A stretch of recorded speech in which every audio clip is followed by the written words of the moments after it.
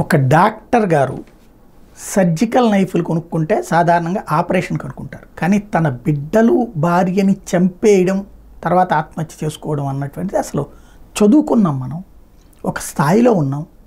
శ్రీజ అని ఒక హాస్పిటల్ పెట్టారట విజయవాడలో ఏడాది క్రితం, శ్రీనివాస నాయక్ గారు ఆర్థోపెడిషియన్. అక్కడ హాస్పిటల్ నిర్వహణకు సంబంధించి ఫైనాన్షియల్గా చాలట్లేదు. దాంతో 2-3 పార్ట్నర్లను పెట్టుకున్నారు. వాళ్ళు నిదానంగా పెట్టుబడి వాళ్ళు పెంచుకోవాల్సి వచ్చేటప్పటికి వాళ్ళు క్రమంగా హాస్పిటల్ వాళ్ళ హస్తగతం చేసుకున్నారు. ఆ కారణంగా ఈయనలో అసంతృప్తి రగిలి ఆత్మహత్య చేసుకున్నారు. దీంట్లో చనిపోయే ముందు తన భార్య బిడ్డల్ని చంపేసి తర్వాత తను చనిపోవడం. ఎందుకని చదువుకున్న మూర్ఖులాగా మనం ఎందుకు ఉండాలి? ఇప్పుడు హాస్పిటల్ పోతే మనం ఇంకో 4 హాస్పిటల్లో పనిచేయలేమా? ఆర్థోపెడిషియన్ అంటే వాడు ఫుల్ డిమాండ్. ఎంత ఆ స్థాయి చదువుకోవాలంటే ఎంత కష్టపడి ఉంటారు రాత్రి పగలు చిన్నప్పటి నుంచి.